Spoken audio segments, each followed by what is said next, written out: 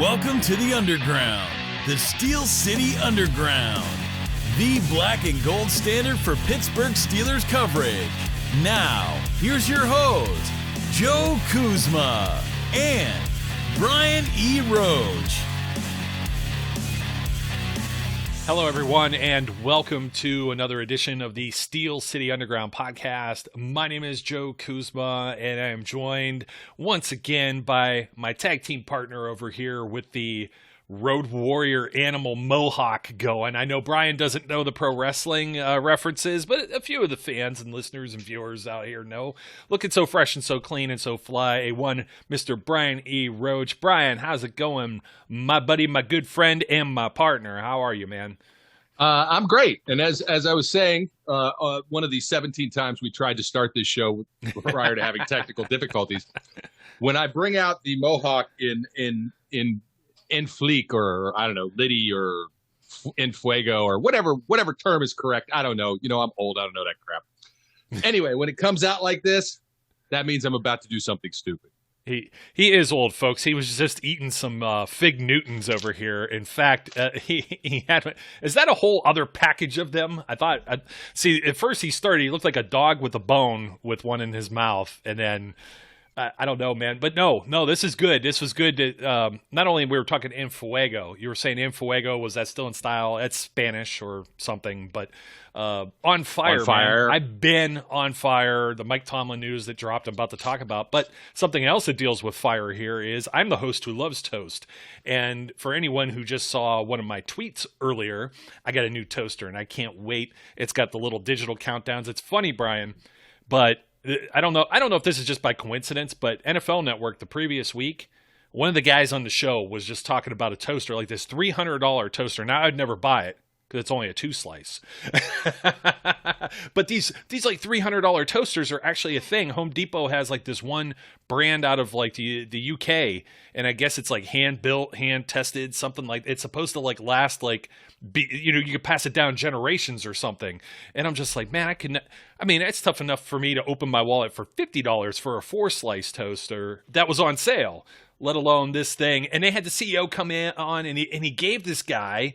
I don't know if it was Kyle Brandt or one of these guys. It wasn't Peter Schrager, but they gave him one of these for free, and the CEO was talking about it. And he was like, what we did was we plastered a smartphone right on the front of it, and that's basically what it was. It had this like decent size, like 8-inch digital screen on the front, but alas, I need a 4-slice toaster. That's the way it goes for me. So wait a minute. En fuego. My bread is en fuego. This is you just telling me that people created a smartphone toaster. A smart toaster, yes. So you can connect to it with Wi-Fi if you needed to, and it would alert you. It has like the countdown stuff. The countdown stuff, believe it or not, I think I'm going to really like it. I just wanted a toaster that works. I got sick of one side of the bread being like burnt and the other side being like raw. But I think it was just funny that I'm going to go get my Festivus pole out. That's what I'm going to get. People, I got some bugs. That's ticking me off. Dude, NFL Network, though, talking about toast and toasters, and Kay Adams, she can make fun of me as much as she would like till the cows come home, if you'd like, about my toast and my love for toast, and I'd much prefer if she did it as opposed to you. But anyways, there's many reasons for that. But anyways, we had actual news today. We were going to make fun of more mock drafts. We're coming around like a week and a half from actual draft, and we could see the great mystery unveiled, and we'll see what every team is doing. 49ers at 3, Falcons at 4, all this other stuff, Steelers at whatever picks they got. 24. Yeah, I know. I know them by heart almost now, 24, 55, 87. Been so ingrained. Somebody was asking for our top 10 picks. We'll get to that. We're going to try and get me, you, and the professor on again, and we may have a few more shows. We may have some bonus shows. We got some making up to do. Yes, bonus shows, extra content. Boy, extra content. Yes. So here's the content for today. I was in fuego all morning, afternoon. People were winding me up. I'm on Facebook. I'm on the Twitters. Everybody just whining and complaining because Mike Tomlin got a 3-year extension. So that's 4 years now of Mike Tomlin, 2021 on through the 2024 season. I don't understand why people think this is a bad thing. Now, when I was listening to Pittsburgh Sports Radio, 93.7 The Fan, Ron Cook ended up coming on, he hadn't actually heard the news until whoever was hosting this morning. I don't know. Might have been Colin Dunlap, one of those guys. Ron Cook was more of this is a good thing, but he wasn't all the way there, which is fair and balanced and unbiased. And I'll try and be a little more fair and balanced, whatever. I understand that some folks get upset. They kept saying this thing that the Houston Texans have more playoff wins in the last 10 years than the Steelers. I have to look that up because I can't necessarily find that to be factual. But even if they did, would you rather be a fan of the Texans who got all those wins in like 2 trips to the playoffs and haven't been there the other 8? Or would you rather be the team that's there like 8 of those times out of 10 and may actually have a shot at lifting a trophy at the end of it all? Only one team gets to win this thing. The other 31 teams are all losers. So I think some of the fan base out there needs to, I don't know what, their bar is just set so high, Brian. It's like they forget Mike Tomlin has won playoff games. He got this team to an AFC championship game. They were very close to beating giant forehead Peyton Manning as well with his noodle arm, real noodle arm, not the made up Ben Roethlisberger fantasy noodle arm that didn't exist. If it wasn't for and they were doing it with Fitzgerald Toussaint. They didn't have their 2 running backs. They didn't have Le'Veon Bell. They didn't have D'Angelo Williams. They didn't have Antonio Brown. You had to play Sammy Coates. You remember Sammy Coates? He played in that game too. I do. Marcus Wheaton dropped a touchdown right at the beginning, and then Xavier Grimble also was that same game too, where he had I'm trying to remember if that was the Tony Corrente, the fumble out of bounds. I don't remember whether it was or not. I think it might have been though. Yeah, it was against Denver. That could have even been the playoff or the 2018 game that they blew. Yeah, I might be getting them. Actually, that's what it was. Conferred. Yeah, that's right. And that's still another thing when people are saying, "Well, look how he fell late in his years and everything like that." I'll get to that in a moment. But it's like we have such short memories, and you have such a high bar as to what's set as success in the NFL. We bring this up so many times. It's like the Cleveland Browns finally win a playoff game for the first time since the franchise came back as an expansion team in 1999. I don't think that's a stretch of imagination because when they previously had made the playoffs the other 2 times, Pittsburgh had bounced them, I believe. And you have teams like the Bills that hadn't. Okay, the Bills are back. Why can't you get a young head coach like Sean McDermott that comes in here and replaces Mike Tomlin? He still didn't win a playoff. It still took him 3 seasons to win a playoff game. They didn't make the playoffs the other one. They had to get over the New England Patriots just like the Steelers or anyone else has had to. And look, even what Bill Belichick has done or hasn't done without Tom Brady. When he doesn't have Tom Brady, he doesn't make the playoffs. So how much of that is Tom Brady when you're trying to link the Ben and everything else? But I got so much to say about this, but would you rather be one of these fans of like the Bills or the Browns that have had to wait forever, 15, 20 years, to make the playoffs, to win a playoff game? It was the first playoff win for the Bills since 1995. But that's where we're going to set our bar because you don't know if it'll take them another 25 years. You don't know what can happen tomorrow. You know what I mean? And then there's the Bengals who haven't won a playoff game since the first text was sent out on a cell phone. So it's just like, are we really accepting mediocrity? I guess that's the thing that Ron Cook was trying to put up there, and he compared and he threw a few names out. We've said them here on the show before with some of the other coaches, some of the other franchises. And, Ian Rappaport, even on NFL Network, had said Mike Tomlin really has never been on a hot seat. I think most of the hot seat comes from the fans. Cookie brings it up just as good because he mentions they were just as vehement against Bill Cowher when he couldn't get over the hump either. So what is it here? Would you rather have, would you rather have the success that Mike Tomlin has had, or would you rather be a team that, they won 2 playoff games out of the last 8 years? Well, here's the thing. Yeah, people essentially say, here's the rule. The rule is you either win the Super Bowl or you stink and you're fired. That means, okay, every year, every coach should get fired except for one, right? So, and then that guy is the only coach left standing. And then we just shuffle the coaches around and then the next year we do the same thing. It's ludicrous. The logic behind it is ludicrous. I get that you don't like certain things, but especially for Steelers fans, when you don't win in the playoffs and you don't essentially end up winning a Super Bowl, then they're going to basically say you're no good. Doesn't matter. Regular season doesn't matter. None of that stuff matters. They're going to be out on you. They were out on Cowher until he finally won. They were out on Cowher the year before he left because he couldn't win again. They don't remember that. But and part of the reason they don't remember that is because there was no social media. There was none of this, Twitterverse and Instaverse and chat me up and whatever the hell. What a burger app and whatever else. Whatever. There wasn't any of that. So it wasn't as vocalized as it is today. People, that's just the way they are. They just are. There's an instant gratification society that we live in, and that's the way that it reflects in our fandom, right? You either win now or you stink, and I don't want to see you. And do I think that's the right way to be? Of course not. It's stupid. And yes, I'm calling people stupid. Not you, our fine listeners. You people are wise and smart. Just some of you. They're wise and smart because they're listening to our show. Therefore, they're wise and smart. That doesn't mean they don't have silly ideas sometimes. But for the people who aren't listening to our show and say these things, they're just stupid. They're stupid. Or they have unrealistic expectations about what success means. And, sometimes you got to temper that. There are reasons you can't win every year. And like I said, I've said this 100 times. If the Steelers won the Super Bowl every year, then the NFL would go out of business because everybody would go, who cares? The Steelers are just going to win. And the only people who would want to watch is Steelers fans, and as many of us as there are not enough. There are not enough to support the NFL. Yeah, well, maybe. It's okay to have a different opinion. It's okay to say.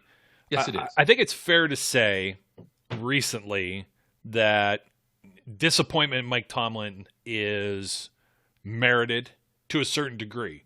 But I think too much of the blame from some of the couch quarterback fans here, too much of it is squarely placed on his shoulders. They tend to forget that they wanted a new offensive coordinator just a few short months ago. So was it Randy Fichtner's fault or not? I was just going back and forth with someone on Twitter, as we were talking about offline here, and I had the chart about whether or not Tomlin had won with Cowher's players, and we had boiled that down. I think we may have done a show on that sometime earlier this year, but it boiled down to like 8 players, 8 guys. It was Ben Roethlisberger, who was not Ben Roethlisberger yet. He hadn't made a Pro Bowl. He had thrown 23 interceptions the last season that Cowher was the head coach, more than interceptions. His 3 seasons were 17, 17, and 18 for touchdowns thrown. So it was like 52 to 34 or something of that nature when it come to his touchdown. Oh, no, I'm sorry, 52 to 43. So even worse. It's just he wasn't quite Ben Roethlisberger yet. And then somebody, mentions, well, then that's when Bruce Arians took over and Tomlin doesn't really touch all that. Yeah, okay, I get that. But you can't say he's Bill Cowher's guy when he wasn't putting up those numbers with Bill Cowher either. And now you're saying it's the offensive coordinator is responsible. If the offensive coordinator is responsible, Bruce Arians, BA, which, by the way, only had 1 playoff win for all of his tenure over a decade prior to winning the Super Bowl this year. If you win the Super Bowl, you're as a coach, you're automatically going to have more wins than anybody else for playoff wins, and you're kind of already sliding into you're safe even if you go out first round next year because you have that 1 extra victory that nobody got in the biggest game that counted, and you have that ring. So Andy Reid has already kind of gotten the pass, but Andy Reid had been the same guy for so long, and they ran him out of Philadelphia. They ran Doug Peterson out. He just won a Super Bowl. How long ago was that, Brian? 2017? Yeah, that was the year Steelers got bounced by the Jaguars, which, once again, offensive coordinator Todd Haley. Wasn't he the one to blame? He's the one who got fired. He didn't even get to coach in the Pro Bowl. They had Randy Fichtner come in and as the offensive coordinator. They didn't even allow him to show up on the sidelines with Ben and company there. But there's disappointment, obviously. 2017, they were 13-3. They had a bye week. They faced a nemesis in the Jacksonville Jaguars. But again, the Steelers, in a lot of these situations, almost all of them, have had something to overcome where I want to say, like with the Patriots and some other teams that get there, they get there primarily healthy, all the way healthy. This past season, you lost Bud Dupree, you lost Devin Bush, And then Joe Hayden couldn't play the final 2 weeks because of the whole COVID protocol stuff. So there's 3 starters on your defense right there, aside from Ben throwing 3 interceptions and then the fumble bad snap from Pouncey. 4 of the first 6 possessions, and you're spotting the Browns 28 points. And then Ben still throws for 500 yards. So I'm not going to necessarily just trounce Ben entirely. But then again, Cowher couldn't win until he had a quarterback. But yet that quarterback wasn't the quarterback who he is now. And now some people still say you still got to get rid of the quarterback. My head is just spinning with all of this. I understand getting disappointed. You get geeked up every year. You want the team to do well. They lose the way that ended up happening against Cleveland, the way the last few years had gone. Again, no Ryan Shazier in 2017 against the Jaguars. That's all they did was hit the middle of the field with fullbacks and tight ends and slot receivers, et cetera, during that time. Don't make me lose my train of thought here, brother. But even the Killer Bees, he didn't win with all that success. He didn't even have those guys for the postseason. That was the only game in 2017 against the Jaguars that he had all of them.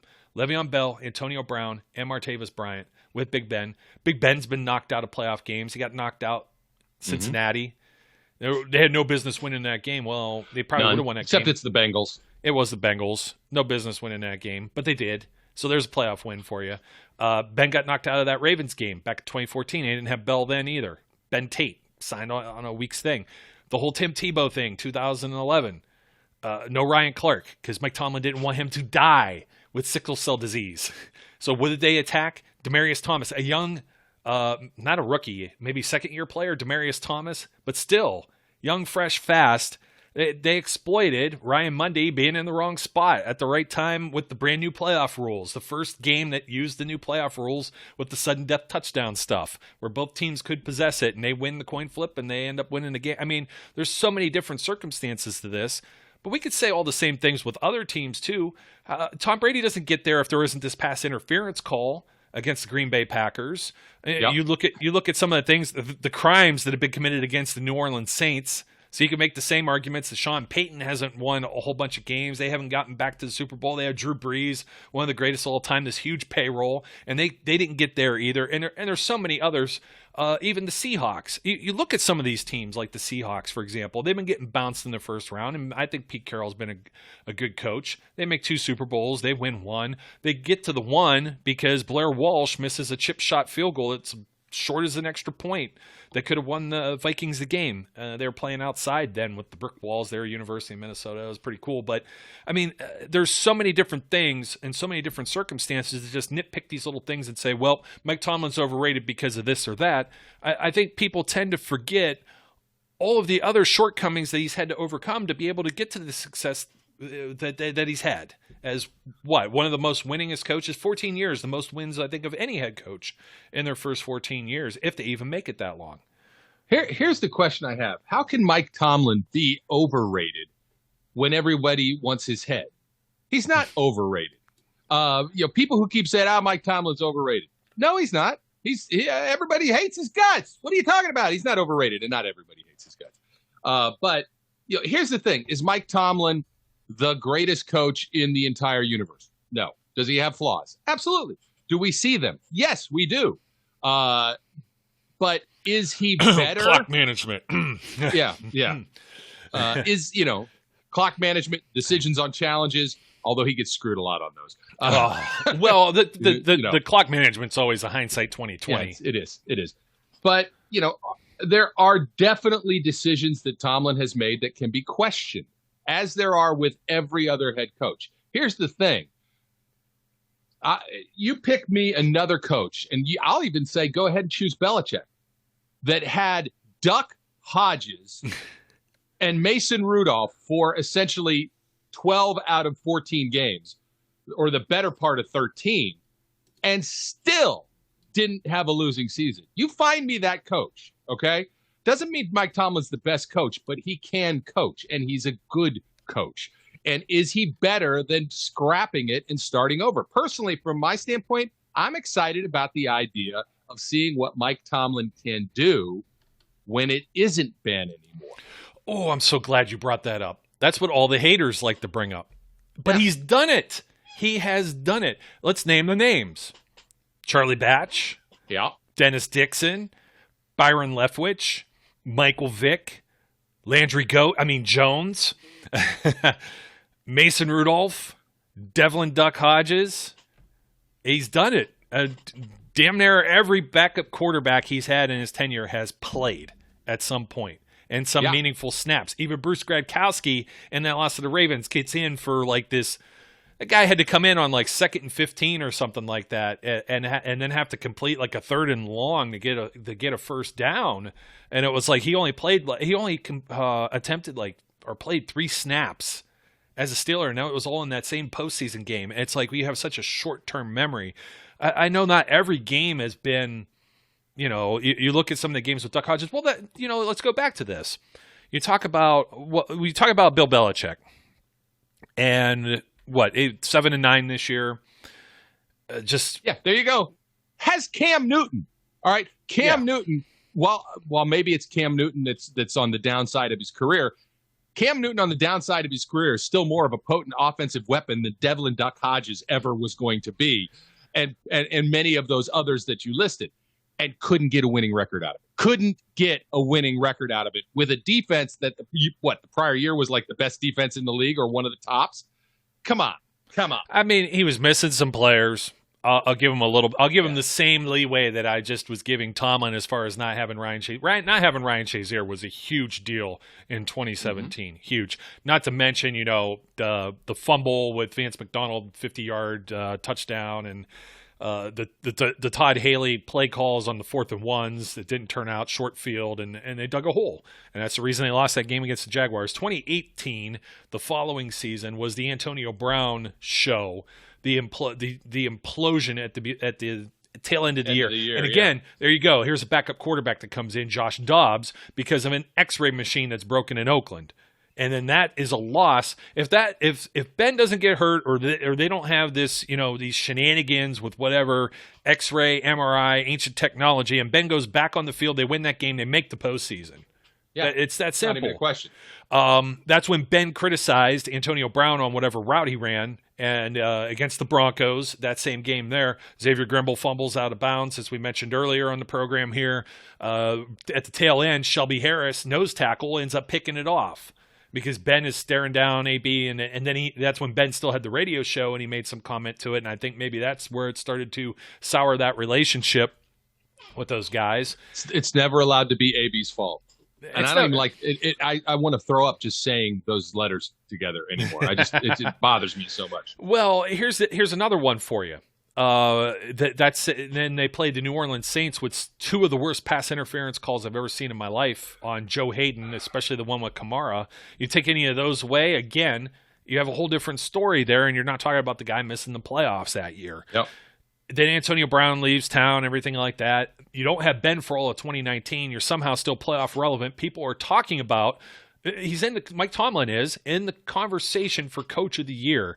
He puts Duck Hodges out there, and Duck gets sacked, 9 times and throws 6 picks in the last 3 games of the season. And he had to have a must-win against the Bills or the Jets, and even the Ravens didn't get it. They didn't get it. Yeah, that sucks. You lose 3 in a row, and then you're in the playoff conversation to completely out. What are you going to do there? It's still a quarterback-driven league, but he's done it. Now, Duck Hodges is a little bit different than trying to game plan when you don't have Ben. What do you do when you don't have Ben? Well, they've had Charlie Batch. They've had Byron Leftwich. They've had some capable backup quarterbacks. Draft Mason Rudolph. Draft Landry Jones. Duck Hodges was an undrafted guy that was QB4 coming into camp. Completely different circumstances. You're still talking about the guy being Coach of the Year. They go 11-0 to start last year, and he's in that conversation as well. The league screws with their schedule so badly. No bye week. Let's move a game to a Wednesday and afternoon against your division rival. That's the last one they win, and then they got to play Washington. No extra break. Nothing else gets moved around. It's like they got toyed with so bad compared to anybody else. I have sympathy for the Denver Broncos. They got toyed with too. But you're talking about a team that was doing something that could have been historic, and had they had everything in place as the way it was planned, who knows how far they go, how far they succeed as a unit there. Maybe they go 13-0. Maybe they run the whole table. But, man, they just ran out of gas, and then guys start going down, too. Especially, I think, the Dupree injury. That was brutal. I'm a firm believer that that's because of the way all the scheduling and these practices and no breaks or anything like that. You could even say the same thing with Devin Bush. Had there been that bye week, maybe that doesn't happen, because I think a lot of these soft tissue injuries last year around the league, we saw a lot of them, particularly knees, had to deal with the way everything was restructured due to pandemic rules, et cetera, et cetera. But again, this isn't like, I don't think this is necessarily a coaching problem. You also had the offense as a problem. What are you going to do? You just can't sign anybody off the street to fix it. Could they have fired Randy Fichtner and scrapped the whole playbook? You've got to install these things at the beginning of the year. On a short week, you've seen how it worked. I mean, even with Michael Vick, as painful as it was, they were able to squeeze out a win here or there, drawing stuff in dirt on the sidelines. You know what I mean? A lot of people just want you to scrap everything right away, just throw it all out the window. It doesn't necessarily work that way either. So, extending Mike Tomlin, you mentioned one of the big points. A lot of the critics say, can he do it without Ben? I think we just established that much. Did he only win because of only having Bill Cowher's players? Well, there were 8 guys. I didn't necessarily go through all those. Yeah, okay, you got Ben's a future Hall of Famer. He wasn't quite Ben yet. Troy Polamalu, Heath Miller. Those guys were only in the league a couple of years each, before Tomlin acquired him on his roster. Did he inherit a good situation? Sure, I'll say he will. You had guys like Ike Taylor, but then there were other guys that weren't there. Joey Porter left, and you had to replace him with James Harrison. Clark Haggans is out of there. You end up plugging in Larry Foote. James Ferrier was still there. He was one of the 8. But you draft guys like Lamar Woodley, Lawrence Timmons. A lot of the secondary, Chris Hope had left. You get with Ryan Clark. Ryan Clark wasn't on the Super Bowl team, but I believe he was there the final year for Bill Cowher. So there's a few discrepancies in between. It's the same thing as Santonio Holmes. He was a rookie, Bill Cowher's last first-round draft pick, and he was there, and then Tomlin gets him. But there's a lot of guys that come after that don't cross over necessarily from each of those Super Bowl rosters. So Greg Warren, the long snapper, it'll win you. It might win you some games, but you're not going to rest it solely on, hey, they had Greg Warren, so that's the reason why. That was one of Cowher's guys, you know what I mean? Willie Parker, still the Chin had Jerome Bettis for that win. Yep. So there's a few things there. Oh, that was a great quote. There was somebody on Twitter that said something. They were talking about the draft coming up, Brian, and they're talking about this is why you need to get a running back. Look at the offensive line that Tomlin had in 2008, and I had it here. This was the 2008 Super Bowl, or the 2008 season. It was played in 2009, obviously. Max Starks, Chris Kelmiatu, Justin Hartwig, who we always forget about, Darnell Stapleton, and Willie Colon, which is not the same as Marvell Smith, Alan Faneca, Jeff Hardings, Kendall Simmons. Max Starks is the only guy that moved, and he moved from right to left for Tomlin's Super Bowl versus Cowher's there, right? But you're talking about, Willie Parker ran for like 1,300 yards behind this line and was a Pro Bowl player. Willie Parker was undrafted. So that doesn't make your argument valid for taking Najee Harris in the first round. I had another good tweet here I got to pull up too. This is Mike Nicastro. He has the Yins Are Crazy show. And this sums up perfectly how I'd like to state this. Tom Brady has created this idea that unless you win a Super Bowl every few years, your franchise sucks. It's really hard to win one and remain a contender. Ask the Eagles, that's what I mentioned earlier, or the Falcons who only got there and then fell off a cliff. And ask the Rams. Sean McVay's this big hot shot. Where's he been? He got him there, and now what? Now they got a whole new quarterback. They got rid of the guy. They're not going to have if they don't move up. It'll be 7 straight years they don't have a first-round pick. How do you build a roster like that? I saw somebody say the Steelers have not been able to draft for 10 years, and they were blaming that on Mike Tomlin. I'm like, 10 years? You're talking about guys like Marquise Pouncey, David DeCastro, Cam Hayward, TJ Watt, Ryan Juju. Shazier, TJ Watt. Oh, you could go on and on and on and on with the Le'Veon Bell, Antonio Brown. It's just so many guys that within those 10 years, it's like they expect every single pick to be perfect, every single game to go perfect. It's not reality, man. It's just not the way it is. And I've compared Mike Tomlin to all of his peers before. John Harbaugh. they won a game this year, Brian, but even with the MVP and having the best record in the league, they were out. They were bounced in the first round. And we talked about Tony Dungy and Peyton Manning having that label for many years. Sean Payton has won some. We'll even take a look at Matt LaFleur. Okay, to get rid of Mike McCarthy. Mike McCarthy couldn't win with backup quarterbacks like Deshaun Kaiser or Brett Hundley in place of Aaron Rodgers. Aaron Rodgers didn't get along with him. Quarterback won over the coach. They get to two. If the Steelers went to 2 straight championship games and lost like this, like Matt LaFleur did, okay, with Mike Tomlin as the head coach, and they lose 2 straight AFC title games the last 2 seasons, they'd still be calling for his head. It still wouldn't be good enough. Is it disappointing? Do you want your team to win a Super Bowl every single year? I think almost every fan base, maybe not the Jets. There's a few exceptions. But you got to at least think that you're improving, getting better, and then perhaps you may have aspirations to win a Super Bowl. I'm sure Chiefs fans are right there right now. They feel like they're probably invincible. Patriots fans felt that way for many, many years. Buccaneers fans are on top of the world right now. Packers fans got to be thinking that they got to be close to it. Steelers fans aren't thinking that way, and that's probably why there's a little bit of venom Mike Tomlin's way. But I still think that Mike Tomlin is the right guy going forward as well, because this could fall, as we said, you still win with guys like Duck Hodges or Landry Jones as your quarterback. Imagine the opposite if you don't have that system in place and a good supporting coaching staff. Yeah, I can't disagree with you. Look, we can keep rattling this cage, and people can keep fighting against it. People can call us Tomlin apologists. I'm not apologizing for Mike Tomlin.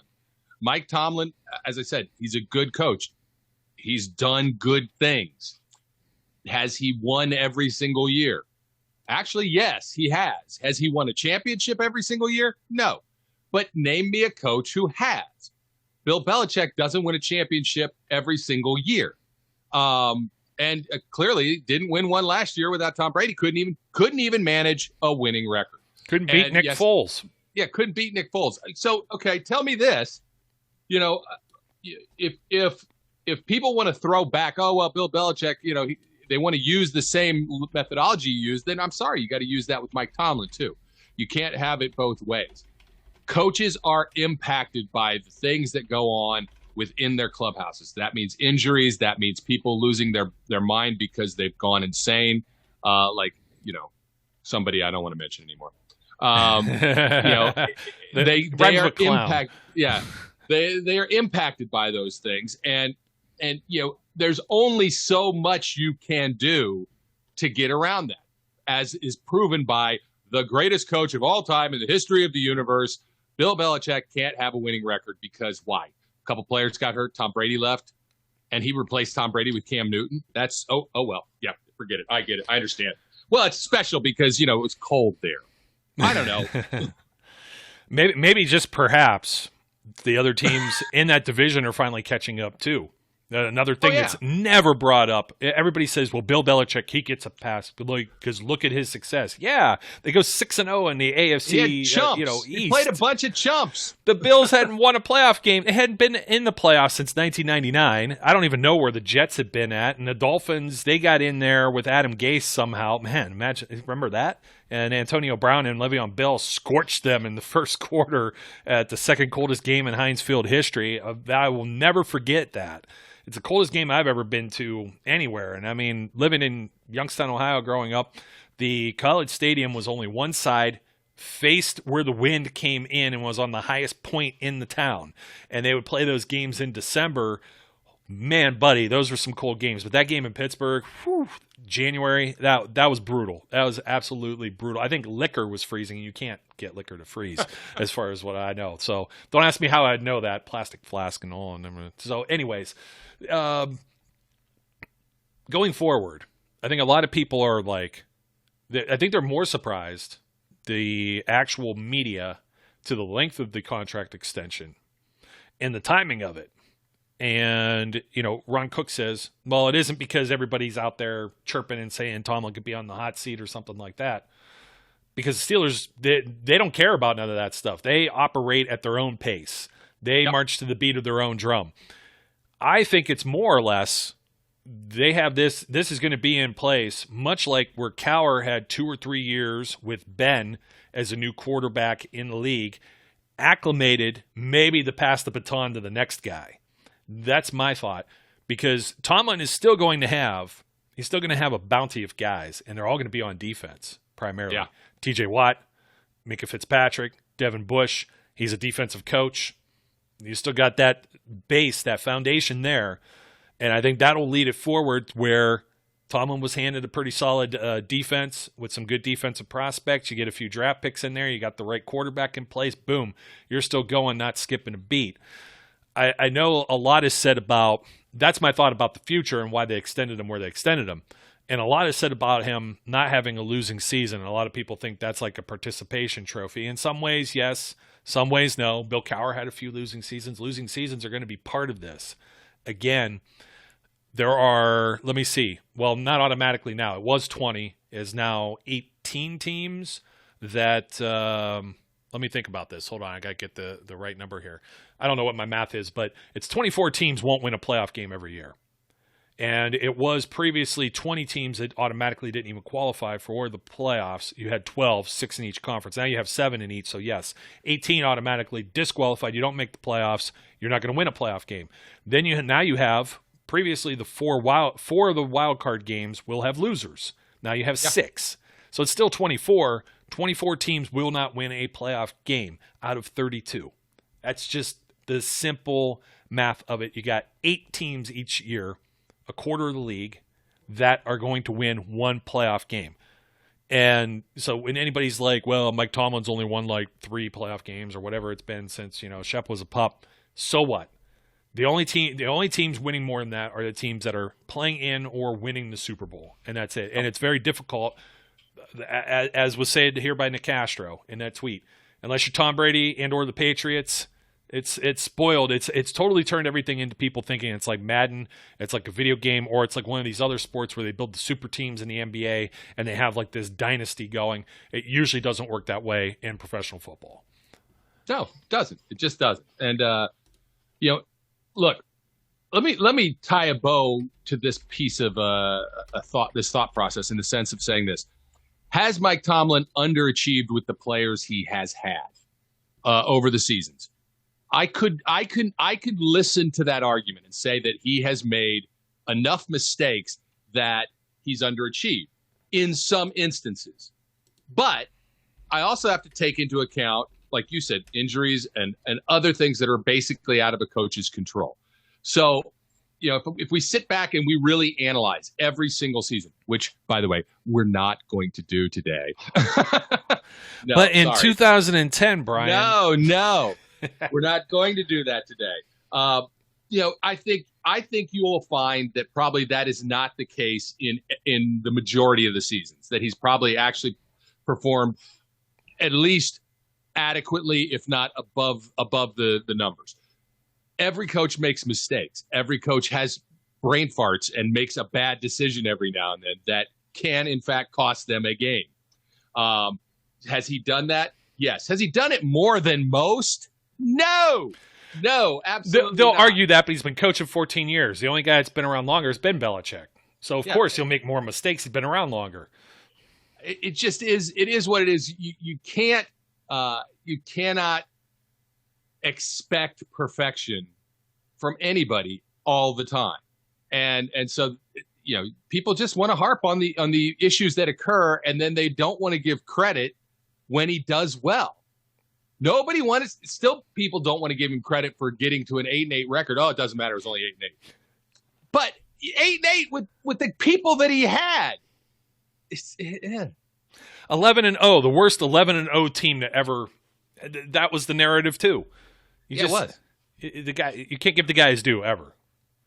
No. So, and since everybody wants to be negative Nellies about it, fine. But again, tell me the franchise other than the Patriots that you want to be. Who do you want to be? Because name any of those other coaches, any of those other teams, who do you want to be? How about them Cowboys? Yeah, sure. I want to be them Cowboys. Vomit. There's very few. I go down the whole list. The Bills, some recent success right now. We'll see if it's sustained long term. The Dolphins are still trying to turn around the ship. We talked about the Patriots here. We, by the way, missed the postseason without Brady when they had Matt Castle. You got the Jets, dumpster fire. Titans, you know what? They're pretty solid right now. They've been kind of in the middle. There's a program there where they got rid of Mike Mularkey after he had gotten them to the playoffs. They win a playoff game, and they still haven't seen any dividends from it since. You know what I mean? And I don't know what the internal strife was there. The Colts, up and down right now. The Texans, just terrible. The Jaguars, total blow-up rebuild. The Steelers, reloading. I wouldn't call them a rebuild. The Ravens have turned it around. They were kind of rebuilding, retooling themselves for a couple of years there. But still can't win. Can't win consistently. No. Win the big one. And I'll even say this much, too. You got the Cleveland Browns. Everybody is so terrified. You know, they added Jadeveon Clowney. It sounds like, like when they added Odell Beckham. Their window is very short. Their window is this season. When they start paying Baker Mayfield, there's no more big dollar free agents that they're going to be supplementing. And if they do win games, they're not drafting at the very top or in the top 10 like they had been. So let's see how that ends up going. I think they add a couple players this year, Brian, and they're going to be a tough team to probably compete with. But how many of their games were decided by a few points or fewer? Quite a bit of them, quite a few of their wins were. So when you have somebody like that, that was the last time, like the Colts. The Colts had been really good the one year, and then all of a sudden they fell off the face of the map the very next year. And it's because somebody pointed out that, the previous year they'd only won this, so look out for this. And then you looked out for it, and boom, it was right there, right in front. It smacked you right in the front of your face. The Bengals, I don't know. They're still trying to figure it out. The Chiefs, definitely one of the front runners in the AFC. The Raiders went and got John Gruden, a Super Bowl winning coach that has done absolutely squad do for them. The Chargers, I don't know what the Chargers got their quarterback at least. We'll say that much for them. The Broncos still trying to find their way since Peyton Manning had retired. You get over in the NFC. Why even bring up any of the teams in the NFC East? The Washington, the Giants, the Cowboys, the Eagles, they're just a constant cluster constantly. The Saints are going to find out what life after Drew Brees is like. We'll see what Sean Payton is as a coach too. Very much. I like the comparison there. The Buccaneers just won the Super Bowl. They return all of their starters. I don't think they repeat. That's just I'm putting it out there right now. I still think they got lucky to get in there. So the Panthers, they traded for Sam Darnold. They don't even know they might be drafting somebody. Talking Justin Fields there, or maybe to the Falcons, who have Matt Ryan. They don't know what they're doing with that either. The Packers are at the top there. The Bears wasn't, what's his name? The coach there. The name's escaping me for a second. Some guy I don't care about. Well, no, that isn't necessarily fair. Matt Nagy, that's right. And it's not fair. It's absolutely fair. I don't care about the Bears. The hell with the Bears. The Vikings, the Lions. You have the Seahawks and Pete Carroll. Again, bonehead decisions. Marshawn Lynch right there on the goal line. Doesn't run it. Throws a pick. Loses the Super Bowl. The Rams, I had already mentioned where the Rams were going if they were going backwards. The Cardinals look like they should be a promising young team. They were only 8-8 last year with Kyler Murray and Cliff Kingsbury. And then the 49ers, Kyle Shanahan can't catch a break. You want to talk about a team that's snake-bitten, man. Whew. Man, they can't get past injuries to save their life over there in San Francisco. It just seems like it's one injury after another. But should they fire their coach because of that? I don't think that's necessarily fair. I think they got a good one there. So some of this stuff could be – I think some of it has merit to it. I wouldn't see – the Steelers, number one, they don't fire coaches. So you're stuck with Mike Tomlin, like it or not, for the long haul. So I suggest grin and bear it. And a lot of people are saying it doesn't matter what they do in the draft. It's just going to be the same old Steelers. They're just going to flop into playoffs and this and that. And it's just like, man, I really hate to see what the alternative is if you think this is bad. You at least get to enjoy. You at least get to enjoy Sundays. Oftentimes, 10, 11, 12, 13 of them. And then you get some bonus football at the end. There are teams that don't get to enjoy a whole lot, and they're off the bandwagon about 6 games in. They don't even get to see some of the 4 wins that they get at the tail end of the year, or the 2 wins if you're the Jets or somebody like that. So, I mean, that's the alternative that's there. There were a lot of dark ages in the 80s. And things of that nature. And I could go on and on and on, because we talked about this too. Bill Cowher acquired guys that were Chuck Noll draft picks, Hall of Famers, Dermontti Dawson, Rod Woodson, he who shall not be named, that's a quarterback. Those were all Chuck Noll draft picks too. So, I mean, you could cherry pick these type of things, like, again, till the cows come home. Myself, my personal thoughts, Mike Tomlin, great coach. I'm not just going to say good coach, great coach. Because there aren't very many great coaches in the National Football League. We mentioned a few of them. We mentioned Peyton. We mentioned John Harbaugh. I gag a little bit when I say him and Belichick, but they're in there. Andy Reid. Missing somebody here, but Pete Carroll. There's not very many of them. You got some other guys who could end up being great. The McDermotts or McVays or Sean Payton. Did you say Sean Payton? I think I said Sean Payton. I've mentioned him enough on this show, so yeah. It's just, it's still to be determined. All the other teams are still trying to figure it out. The Steelers have a good foundation there. I think Tomlin's the guy to lead them going forward, and he is a future Hall of Famer, whether you like that or not. First ballot or something. I'm not necessarily going to say that, but he has the wins percentage, and the hardware, all these division titles that the Steelers have won that other teams would kill for. And they're not playing in the AFC East. They're playing in an AFC North, where the Ravens are almost always competitive and have won a Super Bowl during Tomlin's tenure and during Cowher's as well. And you have the Browns, who are on a rebound, and the Bengals for a period of time there were also competitive in winning division titles too. It's not just a division where you could just lay down and rest on your laurels. So nope. You got to take all that into consideration when talking about whether Tomlin is a great head coach, and I believe he is one. I second that opinion. Excellent. So I'm tired of talking about it. Makes me mad. Yeah, well, I told you I was in fuego, man. I told you there may be an opportunity. I may not even let you talk. I thought about doing this on my own. You know what I mean? And it's like, because I just had so much to say about it. I've done so much of the stats and analysis, the Cowher's players thing, what happened in these years where they didn't win. The most disappointing for me, it's just it was 2017, and that's probably because Shazier gets hurt. That probably made it even worse. It was just the cherry on top. So, Brian, hey, my buddy, thank you for joining me once again, man. And we got to do this again shortly. We need to talk draft, but we've chewed off enough on this the meat on the bone with the Tomlin thing. I'm not going to talk about it again until after the draft now. Excellent. Excelente. It's always, in fuego. I don't know. En fleek. Yeah. I don't know. Is there an en fleek? I don't even know if that's right.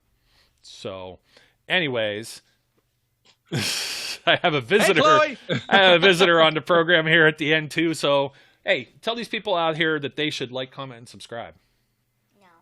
No. Don't tell them no. Anyways, folks, do as I say, not as I do, or something like that. And my name's Joe. His name's Brian. Until next time, we encourage everyone. Her name was Chloe. Her name was Chloe. And until next time, everyone out there, be safe, be good, and we'll catch you later.